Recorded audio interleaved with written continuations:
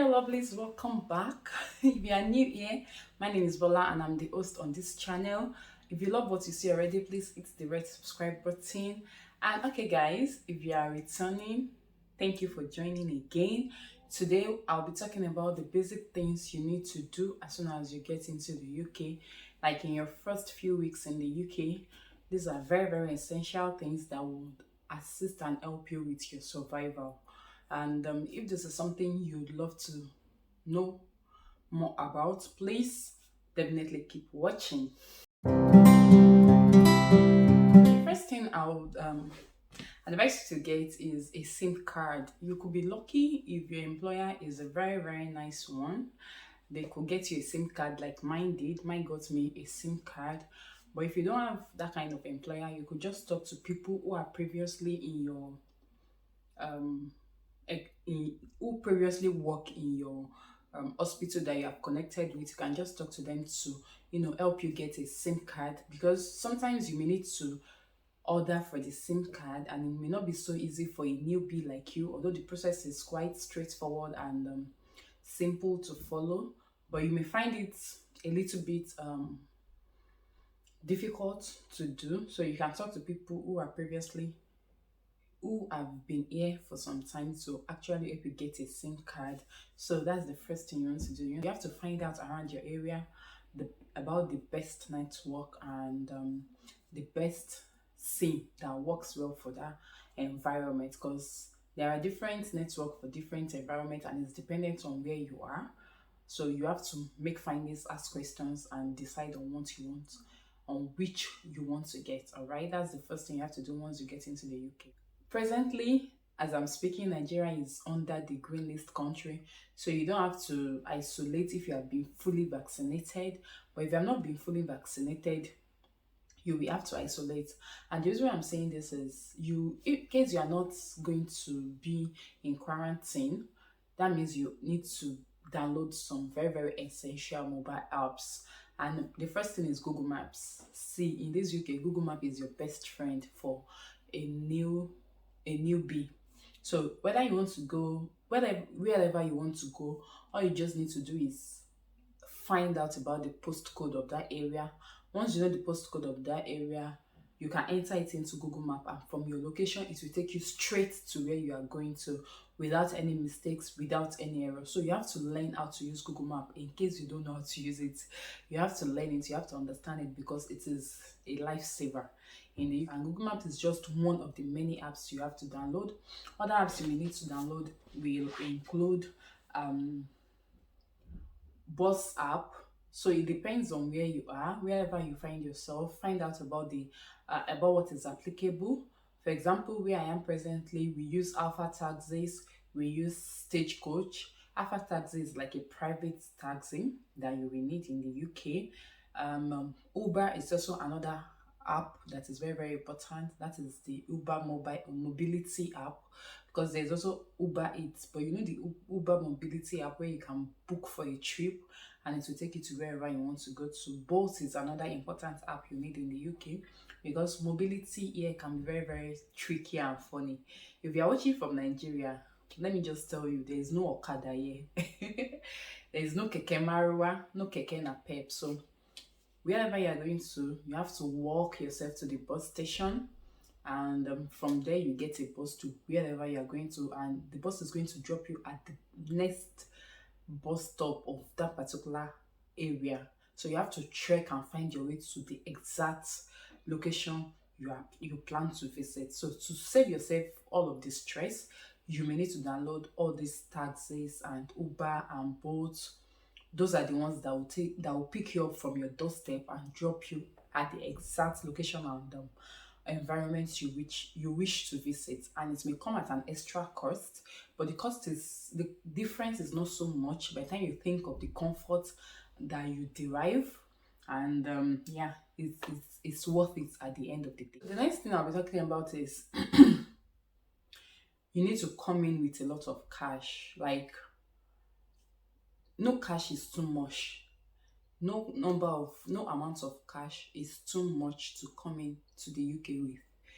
£500 is not too much for you to bring it to the UK, because in your first few weeks in the UK, you will need those cash. And when you're coming, please make sure you come in £10 notes and £20 notes at the highest. If you for if you come in with £50 notes like I did, excuse me.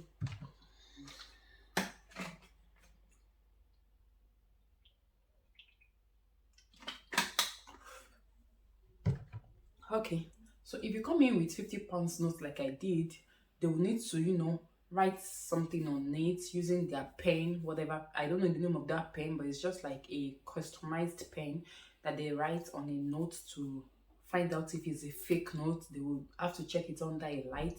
So to save yourself all of those embarrassments and distress, just come in with £5 notes, £10 notes, or £20 notes. So come in with a lot of cash because you'll be needing that money to move from one place to the other.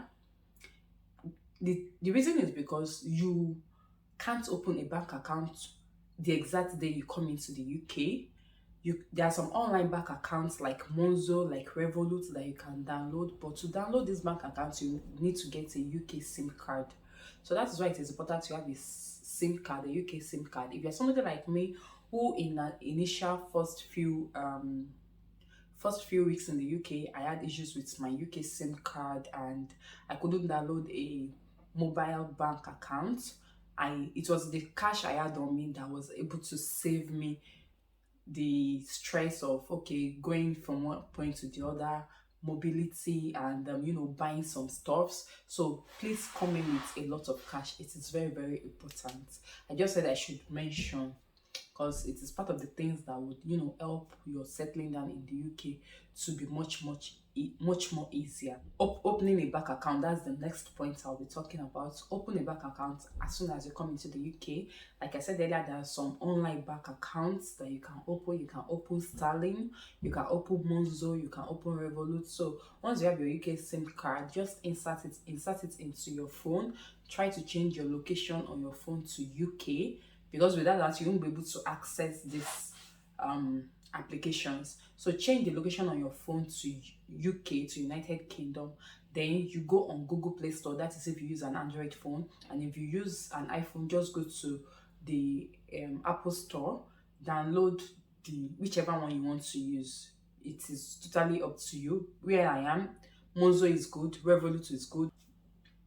So you can download whichever works for you. So once you download the app, just follow the instructions, and step by step you will end up getting a bank account. At least you have an account number and a sort code, and you'll be told that your ATM card will be delivered in about 2 weeks, so you can easily make payments with that whenever you go shopping. Once that's done, the next thing you want to do is you want to download a budget planner. You want to plan your budget, because in this UK, guys, let me just tell you the truth.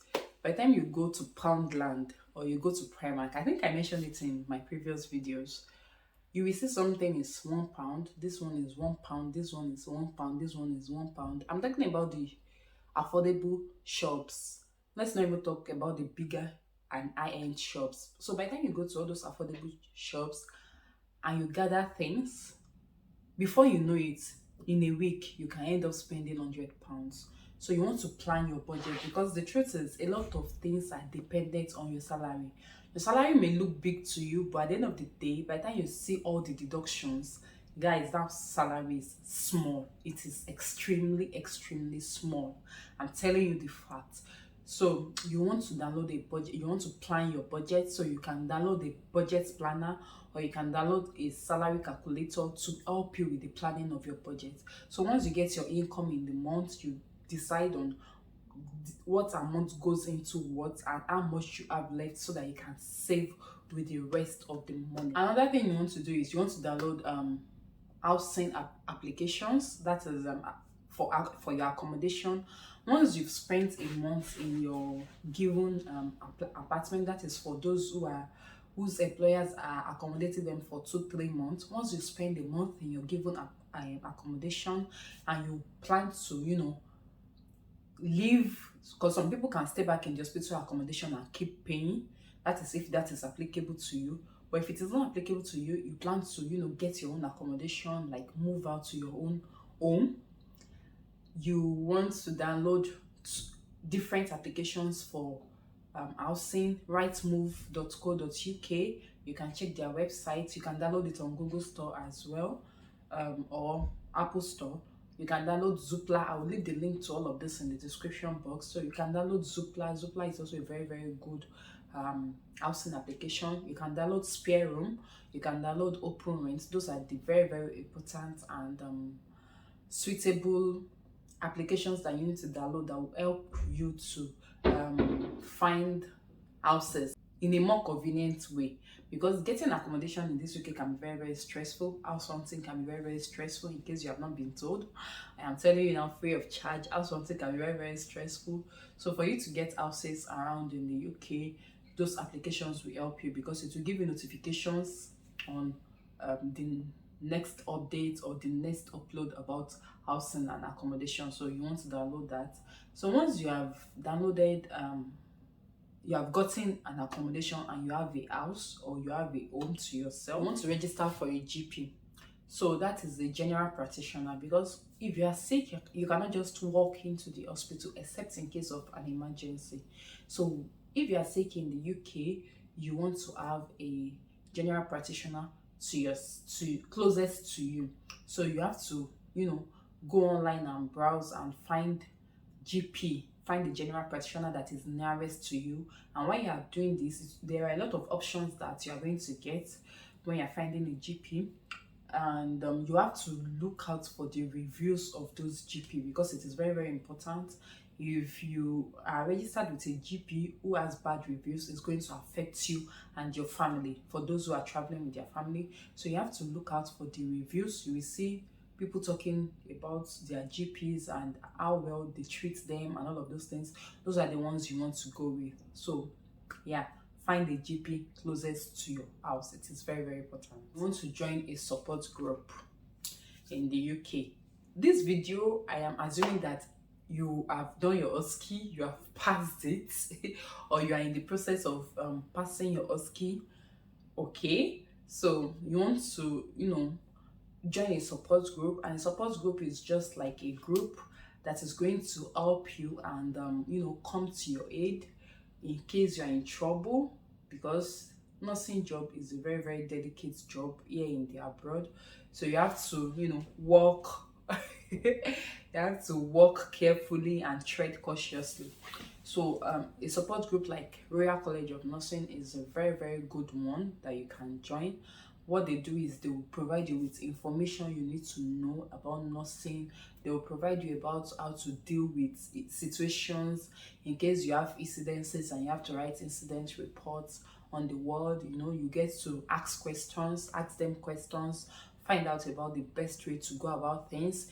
In case your employer is being unfair to you and you feel you need help, you can talk to them. They will help you. So you want to join a support group so that you cannot be lonely in this land. I've been saying this thing in my videos. In this land, you cannot do like it is just me and my God. Yes, your God will help you, but you need men. The God that will help you will use men to help you. So you need men to get help. It is not negotiable. So you have to make relationship, join a support group, and there are some support group on WhatsApp that you can join. For example, if Oluwayanumula has a support group on WhatsApp, I think I am on that group, and on the group they talk about a lot of things. Aside from that, your hospital can have a support group for their nurses. You can also join that group. Aside from that, your people, like for example, for me as a Nigerian, we have support group for nurses that works in my hospital. You can join such group. On those groups, they talk about a lot of things. There are groups on Telegram, groups for UK nurses, Nigerian UK nurses on Telegram. You can join those groups. There are a lot of information on those groups that you will not get easily. So by the time they talk about it, for example, sometimes yesterday they were talking about pension on my group, how it works and the modalities and all of those things. I don't know anything about that before, but when I saw the conversation on the group, I got to learn one or two things. So those are the very, very important things you must look out for in the UK, because in this UK, information is vital. information to survive. Information is vital. You may just see that you've been having it difficult, it's been tough, it's been very, very uneasy for you, and all you need is just information. So some information will just come across and you'll be wondering, why have I been stressing all of these years? So information is very, very important. So you have to join support groups that will help you and make your stay in this land a prosperous and beautiful. Then the next important thing is getting your BRP. It is very, very important. Your BRP is your biometric residence permit, and that is like a card. Looks like a card, like your ATM card, but there is your picture on it. There is the date you arrive in the UK. There's all the details on it.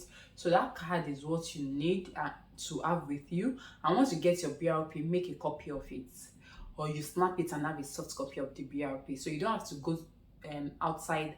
You don't have to go everywhere with your hard copy of the BRP. You can just have the soft copy on your phone, or in case your BRP is lost, the soft copy on your phone will help you for the meantime till you're able to get another one, because the stress of getting another one can be very, very much. So you need the BRP. Once you get it, snap it on your phone, save it somewhere. You can save it to you can back it up in your Google Drive, or use back it up in your Google Photos, whichever works for you. Yeah, your BRP is just in case of harassment and people are trying to ask you, okay, are you a legal resident and all of those things. Your BRP is what you will need to show that I am legal. You understand? Yeah, so get your BRP once you enter into the UK. If you are traveling with your family, like you're coming into the UK with your family, this is something you can do much later, like 2 months after getting into the UK. Before you come in with your international driver's license if you drive back home, so that if you are that person who has a family of 3, a family of 4, a family of 5, you need to get a car. So yeah, get your international driver's license when you're coming, so that 3-4 months down the line you can get a car. You don't have to start with a brand new car. I don't know, but that's my thoughts. You don't need to start with a brand new car, but you can go on eBay and buy a used car and just start up with that, so that it will be easy for you to do the school runs and drop your children and go to church and just move around without so much stress of dragging 3 kids with yourself. Guys, it can be very, very stressful in this UK. And other than spending all the money on carbs or on taxes, you can just spend £1,000 and get a used car that will be comfortable for yourself and your family. Okay, so that's another thing you want to put into consideration once you get into the UK. And even if you are like me, you don't have so much family, but you just like comfort, because having a car is not luxury, it is a necessity. You need that comfort in your life. You can't go to work from 7 a.m. close at 7 a.m. You are going back home and you have to also getting a cab, or going to the train station, or walking to the bus stop. So you don't want to go through all of those stress. If you're like me, who likes life that is free of stress, you can just buy a car for yourself and just move around with it. Comfort is very, very important in this land. You need it. Okay, so that's all I have for you today. I hope you learned 1 or 2 things from this video. I hope it was well helpful for you. If it was and you have not yet subscribed, please hit the red subscribe button. Share with everybody around you that they need this information and it will be useful to them.